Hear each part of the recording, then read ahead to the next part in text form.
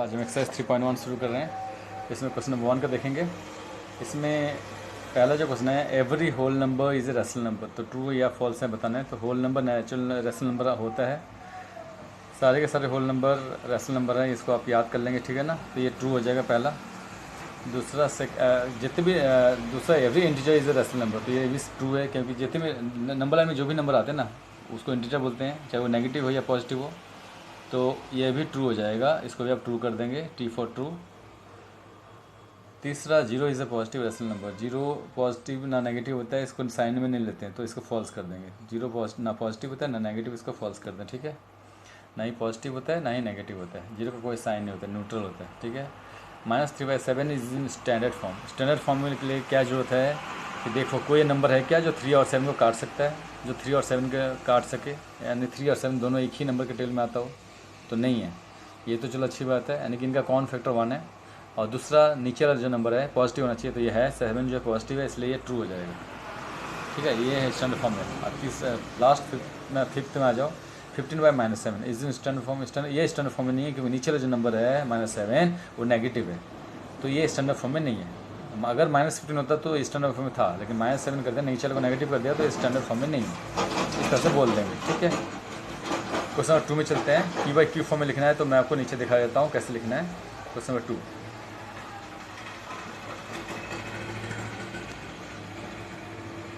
Question number 2 का पहला 15, इसको P/Q फॉर्म में लिखना है, तो इसको इसके नीचे कुछ होना चाहिए। 15 ऊपर है तो नीचे हम लिख सकते हैं /1, कुछ नहीं तो 1 लिख सकते हैं। तो ये P/Q फॉर्म में आ गया, यही आपका आंसर होगा, ठीक है। इस तरह से करना है।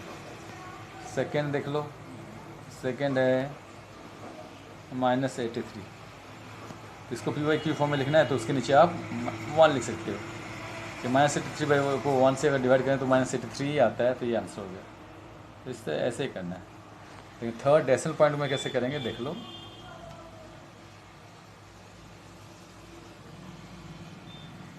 डेसिमल पॉइंट में आ गया 0.005, तो इसको हम लिख सकते हैं इक्वल टू क्या, 5/1 के बाद कितना जीरो लगेगा, देखो जी पॉइंट के बाद कितने नंबर हैं, कितने डिजिट हैं, 1 2 3 डिजिट हैं, तो 1 के बाद 3 जीरो लग जाएगा, तो ये आंसर हो गया।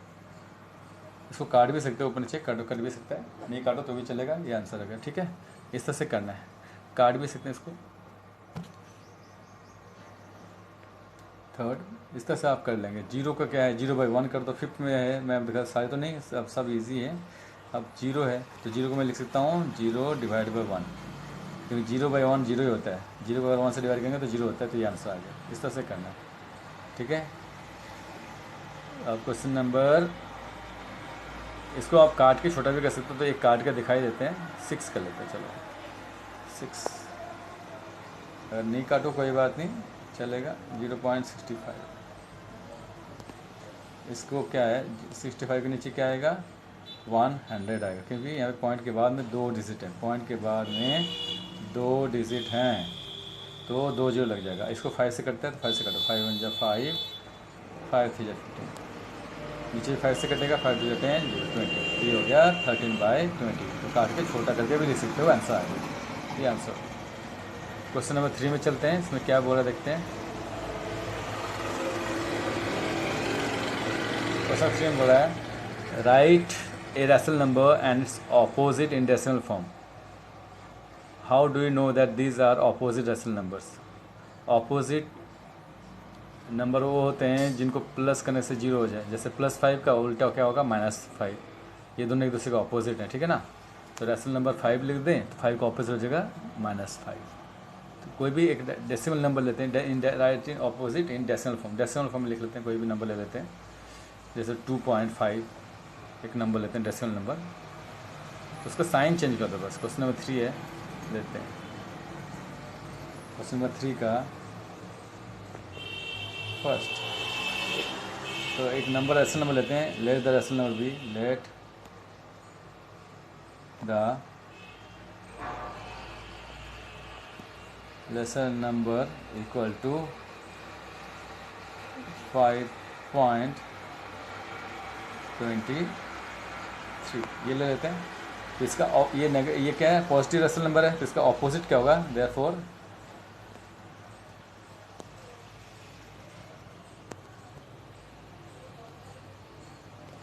इट्स ऑपोजिट, इसका जो ऑपोजिट होगा वो हो जाएगा -5.23। तो पॉजिटिव का नेगेटिव दोनों एक दूसरे का ऑपोजिट होते हैं। बस आंसर आ गया, इस तरह से करना है, ठीक है। कोई भी नंबर आप ले लो, उसका ऑपोजिट लिख दो, तो ये दोनों एक दूसरे का ऑपोजिट है। 5.23 प्लस में है और नीचे में हमने लिख दिया माइनस में लिख दिया, तो ये उसका ऑपोजिट हो गया। अभी का रेशनल नंबर लेते हैं जिसका ऑपोजिट भी लिखना है, ऑपोजिट कोई भी रेशनल नंबर आप ले लो अपनी मर्जी से। फर्स्ट हो गया, सेकंड करते हैं, इसका सेकंड करते हैं, सेकंड पार्ट। अब रेशनल नंबर लिखना है 3 का second. Let rational number equal to ले लेते हैं 3/4। अब इसका ऑपोजिट लिख देते हैं, इट्स ऑपोजिट। साइन चेंज कर दो, बस ये प्लस में था तो हम माइनस में कर देंगे, -3/4। आंसर आ गया, ठीक है। ये दोनों आंसर हो गए, इस तरह से करना था। अब क्वेश्चन नंबर 4 यानी कि साइन चेंज कर दो तो ऑपोजिट हो जाएगा, ऑपोजिट। जैसे +5 का -5, +3 का -3, इस तरह से। +2 का ऑपोजिट कौन है, -2, इस तरह से करना है ऑपोजिट। हर एक नंबर, हर एक रेशनल नंबर, हर एक का ऑपोजिट होता है, तो इस तरह से करना है। साइन चेंज कर दो बस, और कुछ नहीं करना है, ठीक है। क्वेश्चन नंबर 4 में चलते हैं।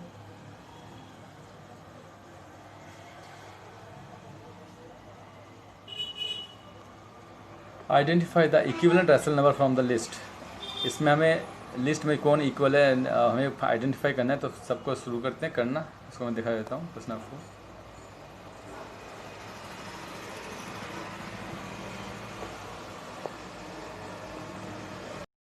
4।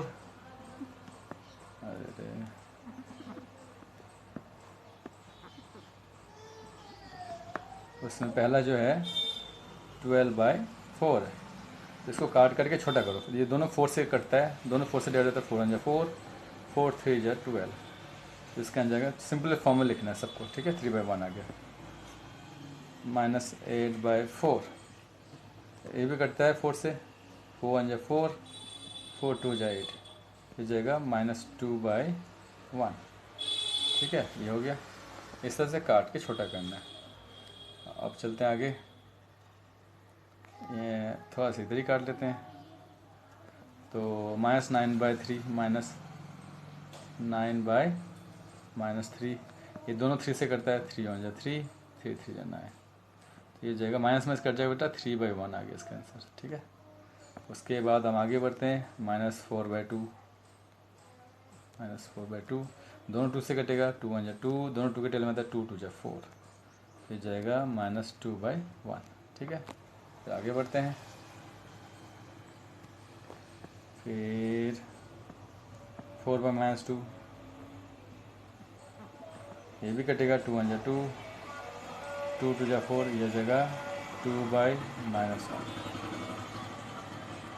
उसके बाद 12/3 आएगा, 3 × 3, 3 4 × 12, ये जगह 4/1। इधर भी काटते हैं, -4/-1, तो ये माइनस माइनस प्लस हो जाएगा, बाहर निकालेंगे तो प्लस हो जाएगा, 4/1 आ जाएगा प्लस में, ठीक है। अच्छा आगे चलते हैं, -4/-2, ठीक है। तो माइनस माइनस अंदर में कट गया, माइनस माइनस प्लस में आंसर आएगा, तो माइनस में इसका आंसर आने वाला है 4/2। फिर ये कटेगा और 2 × 2, 2 2 × 4, तो इसका आंसर अल्टीमेटली क्या आएगा, 2/1। अब देखते हैं सबका आंसर किस किस का मैच कर रहा है। तो पहला जो है 3/1 जो भी है उसको एक ग्रुप में डाल देंगे, 3/1 12/4 है, इसका 3/1 आंसर जो है जिसका भी आया है उसको एक ग्रुप में ले लेते हैं। 12/4 का आंसर 3/1 है, और ना -9/-3 का भी आंसर 3/1 है, ठीक है। ये भी तो इसका आंसर 3/1 है, इसका आंसर भी 3/1, तो दोनों को लिख देते हैं, 12/4 और 9/3 को लिख देते हैं यहाँ पे एक साथ। तो इक्विवेलेंट फ्रैक्शन ये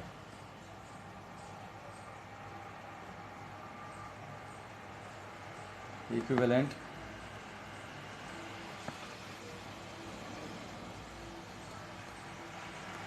फ्रैक्शंस आर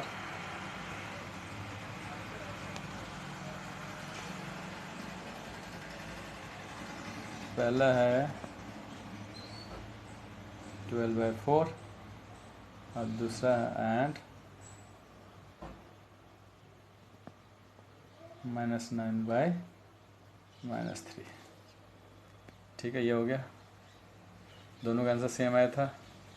अब -2/1 8 नीचे में देखो, -2/1 -2/9 इन दोनों का आंसर भी सेम है, तो इनको एक साथ -8/4 और -4/2 को दोनों को एक साथ दे देते हैं। दूसरा आ जाएगा दूसरे ग्रुप में -8/4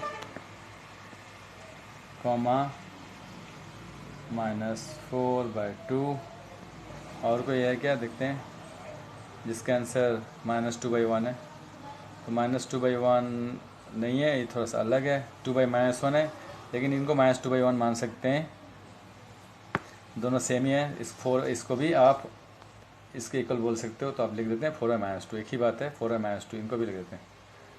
तो कहीं माइनस ऊपर नीचे हो कोई फ़र्क नहीं पड़ता है, 4/-2 दोनों एक ही बात होती है, ये भी जान लो आप, ये दोनों इक्वल ही होते हैं और कोई नहीं है। लेकिन हाँ, पॉजिटिव में आ गया 2/1 तो ये अलग हो गया, ये अलग हो गया, ये नहीं चलेगा।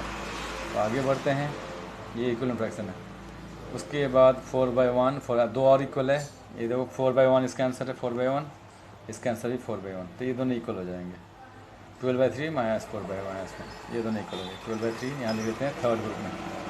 थर्ड ग्रुप में जो इक्वलेंट है 12/3 और -4/-1, ये दोनों इक्वल है। तो इस तरह से करना था। ठीक है, आज के लिए इतना ही, कल आगे करें।